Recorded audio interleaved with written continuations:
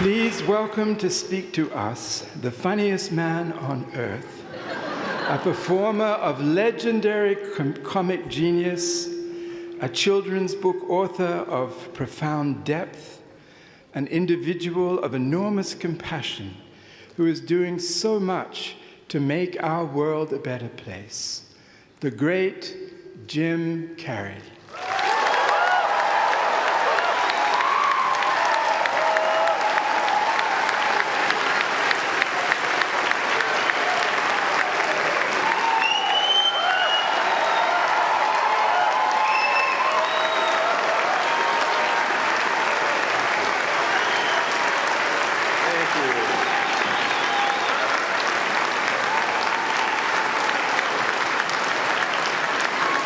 What are you sitting down for? I was going to milk that for a while. You guys can stretch that out in post, right? You can make that longer in the edit. Thank you, Bevin. Thank you all. Jai Guru Dev.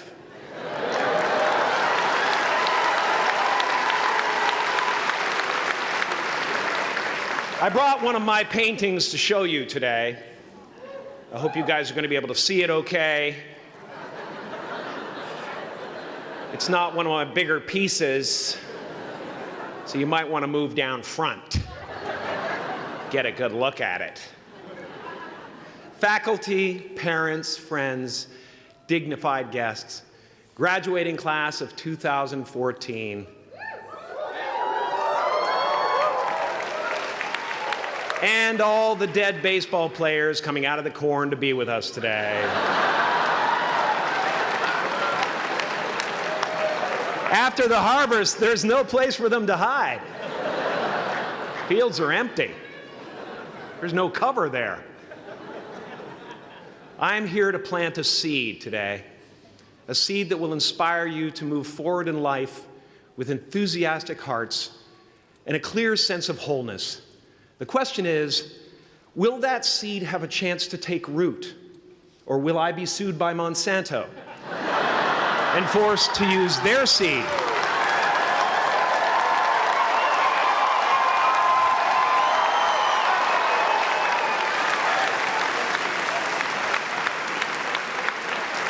Which may not be totally Ayurvedic.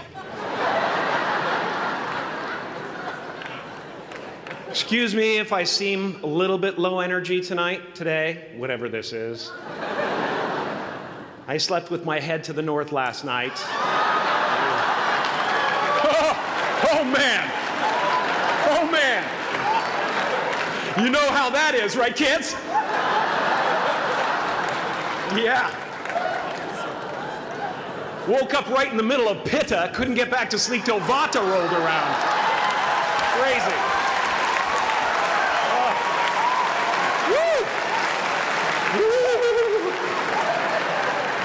But I didn't freak out, you know. I used that time to eat a large meal. Connect with someone special on Tinder. Because life doesn't happen to you, it happens for you. How do I know this? I don't, but I'm making sound, and that's the important thing. That's what I'm here to do. Sometimes I think that's the only thing that's important, really, you know? It's just letting each other know we're here. You know? Reminding each other that we're part of a larger self. I used to think Jim Carrey is all that I was. Just a flickering light, a dancing shadow, the great nothing masquerading as something you can name. Seeking shelter in caves and foxholes dug out hastily, an archer searching for his target in the mirror, wounded only by my own arrows, begging to be enslaved, pleading for my chains, blinded by longing and tripping over paradise.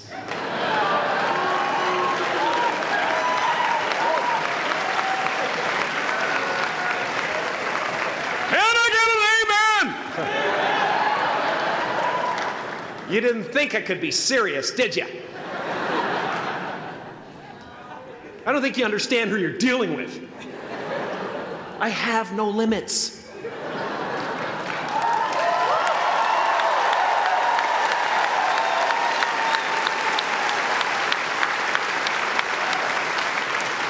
I cannot be contained because I'm the container. You can't contain the container, man. You can't contain the container. I used to believe that who I was ended at the edge of my skin, that I had been given this little vehicle called a body from which to experience creation. And though I couldn't have asked for a sportier model, it was, after all, a loaner and would have to be returned. Then I learned that everything outside the vehicle was part of me too. And now I drive a convertible.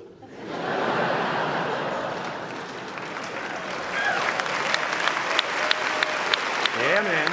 Top down, wind in my hair. Woo! I am elated and truly, truly, truly excited to be present and fully connected to you at this important moment in your journey. I hope you're ready to open the roof and take it all in. Okay, 4 more years then. They're obviously not ready. Just need some more cooking. Now, I want to thank the trustees, the administrators, the faculty of MUM for creating an institution worthy of Maharishi's ideals of education, a place that teaches knowledge and experience, the knowledge and experience necessary to be productive in life, as well as enabling the students through transcendental meditation and ancient Vedic knowledge to slack off twice a day for an hour and a half.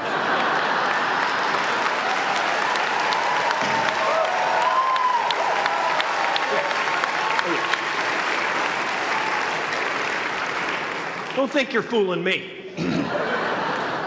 But I guess it has some benefits.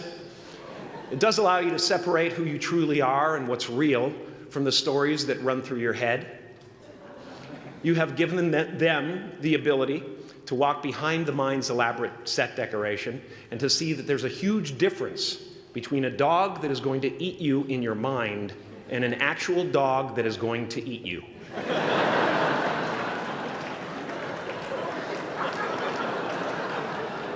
That may sound like no big deal, but many never learn that distinction. And they spend a great deal of their lives living in fight or flight response. I'd like to acknowledge all of you wonderful parents. Way to go. What a fantastic job you've done. For your tireless dedication, your love, your support, most of all, for the attention that you paid to your children. I have a saying, beware the unloved, because they will eventually hurt themselves or me. But when I look at this group here, you know, I feel really safe. I do. I'm just going to say it. My room is not locked. My room is not locked. No doubt some of you will turn out to be crooks. But white-collar stuff, you know, Wall Street, that type of thing, you know, crimes committed by people with self-esteem. Stuff parents can still be proud of in a weird way. And to the graduating class of 2017, -3. You didn't let me finish. Congratulations. Yes, give yourself a round of applause, please. Please.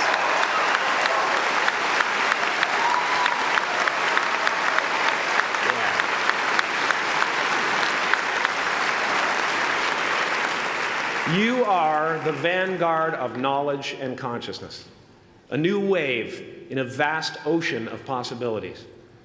On the other side of that door, there's a world starving for new ideas, new leadership. I've been out there for 30 years. She's a wildcat. Oh, she'll rub up against your leg and purr until you pick her up and start petting her, and then out of nowhere, she'll swat you in the face. It can be rough out there, but that's okay, because there's soft serve ice cream with sprinkles. I guess that's what I'm really trying to say here today. Sometimes it's okay to eat your feelings. My father could have been a great comedian, but he didn't believe that that was possible for him. And so he made a conservative choice. Instead, he got a safe job as an accountant.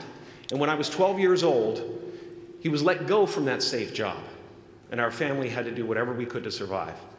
I learned many great lessons from my father, not the least of which was that you can fail at what you don't want. So you might as well take a chance on doing what you love.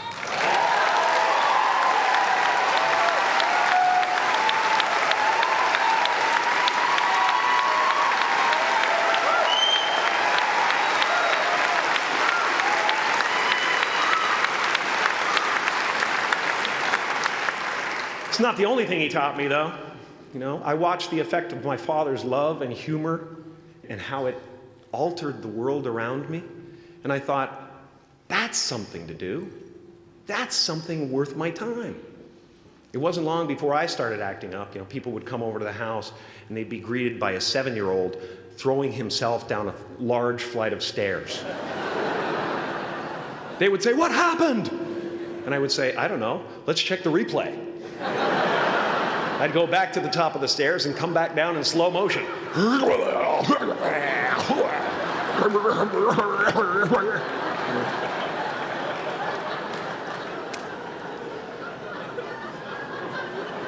It was a very strange household.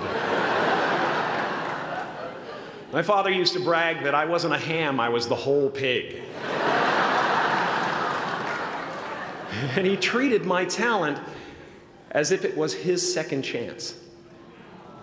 When I was about 28, after a decade as a professional comedian, I realized one night in LA that the purpose of my life had always been to free people from concern, just like my dad. And when I realized this, I dubbed my new devotion the Church of Freedom from Concern. The Church of FFC.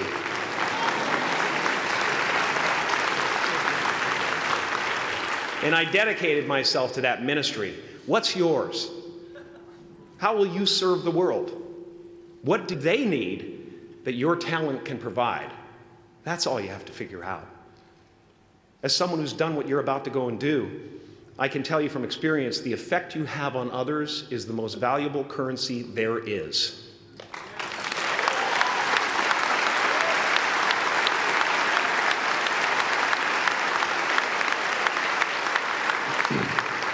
Because everything you gain in life will rot and fall apart, and all that will be left of you is what was in your heart. My choosing to free people from concern got me to the top of a mountain. Look where I am. Look what I get to do. Everywhere I go. I'm going to get emotional because when I tap into this, it really is extraordinary to me. I did something that made people present their best selves to me wherever I go.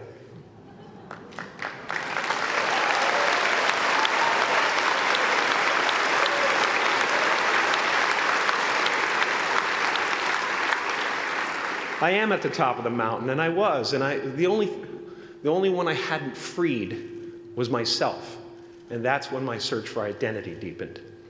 I wondered who I'd be without my fame. Who would I be if I said things that people didn't want to hear? Or if I defied their expectations of me? What if I showed up to the party without my Mardi Gras mask and refused to flash my breasts for a handful of beads? I'll give you a moment to wipe that image out of your mind. But you guys are so ahead of the game. You already know who you are. And that peace that we're after lies somewhere beyond personality, beyond the perception of others, beyond invention and disguise, even beyond effort itself. You can join the game, fight the wars, play with form all you want, but to find real peace, you have to let the armor go. Your need for acceptance can make you invisible in this world. Don't let anything stand in the way of the light that shines through this form. Risk being seen in all of your glory.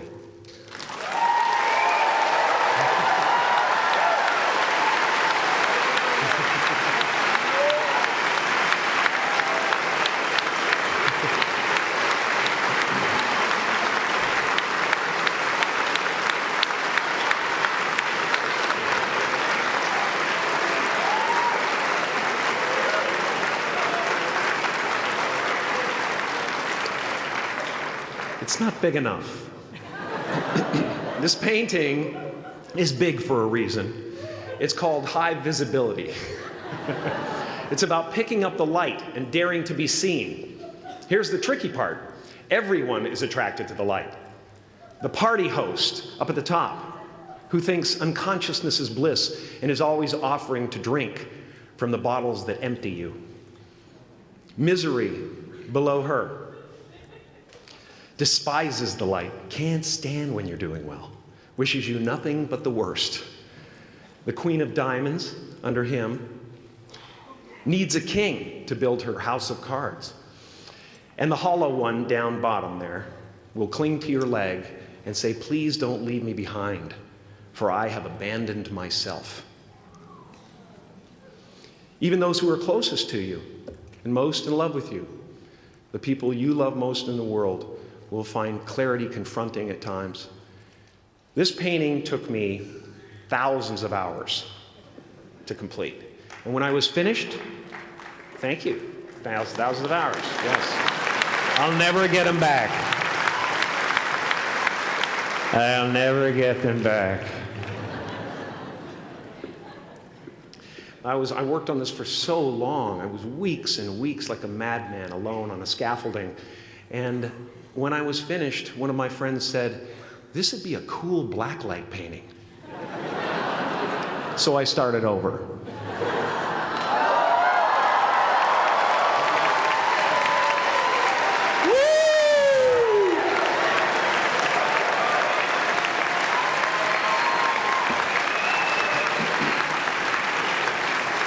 Welcome to Burning Man. Some pretty crazy characters up there, but better up there than in here. You know, painting is one of the ways, thank you. Painting is one of the ways I free myself from concern, a way to stop the world through total mental, spiritual, and physical involvement. But even with that comes a feeling of divine dissatisfaction, because ultimately, we're not the avatars we create. We're not the pictures on the film stock. We are the light that shines through. All else is just smoke and mirrors, distracting, but not truly compelling. I've often said that I wished people could realize all their dreams and wealth and fame, and so that they could see that it's not where you're going to find your sense of completion. Like many of you, I was concerned about going out into the world and doing something bigger than myself, until someone smarter than myself made me realize that there is nothing bigger than myself.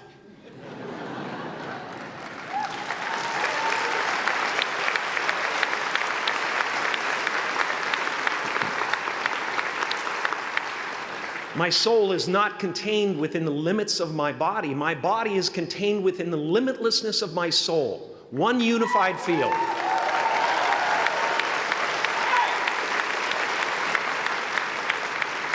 One unified field of nothing, dancing for no particular reason, except maybe to comfort and entertain itself.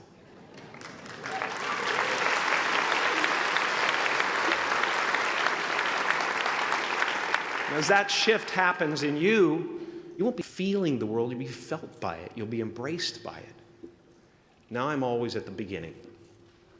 I have a reset button, and I ride that button constantly.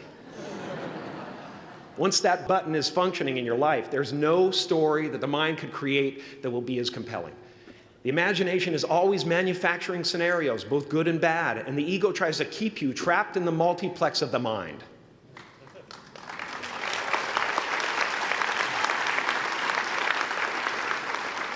Our eyes are not viewers, they're also projectors that are running a second story over the picture that we see in front of us all the time.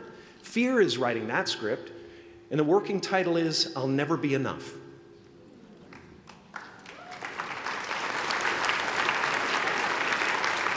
Now you're going to look at a person like me and say, how could we ever hope to reach those kind of heights, Jim? How can we make a painting that's too big for our home? How do you fly so high without a special breathing apparatus? This is the voice of the ego. And if you listen to it, there will always be someone who's doing better than you. No matter what you gain, ego will not let you rest. It will tell you that you cannot stop until you've left an indelible mark on the earth, until you've achieved immortality. How tricky is this ego that it would tempt us with the promise of something we already possess?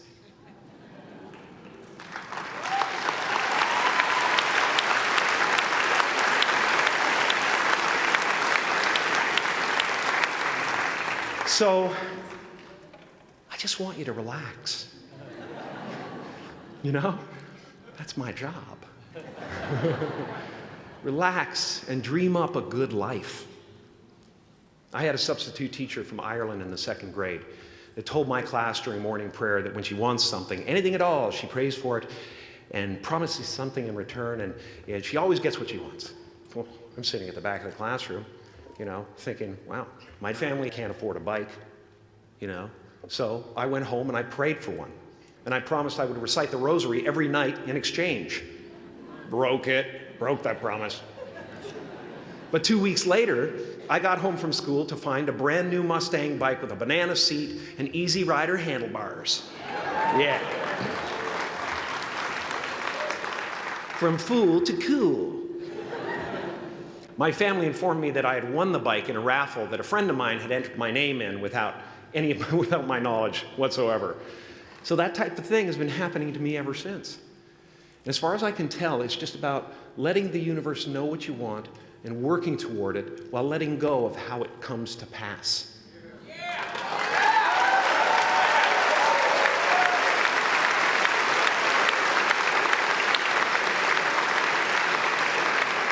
Your job is not to figure out how it's going to happen for you, but to open the door in your head. And when the door opens in real life, just walk through it.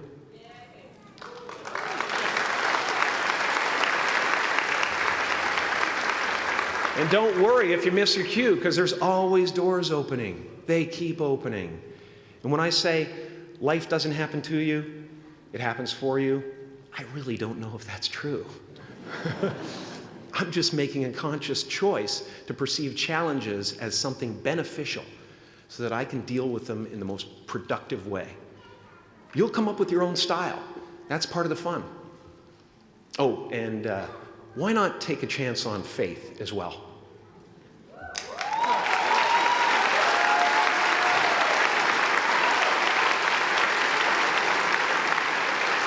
Take a chance on faith. Not religion, but faith. Not hope, but faith. I don't believe in hope. Hope is a beggar. Hope walks through the fire, and faith leaps over it.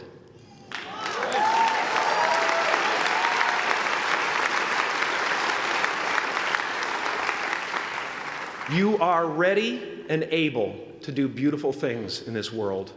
And after you walk through those doors today, you will only ever have two choices: love or fear. Choose love, and don't ever let fear turn you against your playful heart. Thank you so much. Thank you, Dad. I'm so honored. Thank you.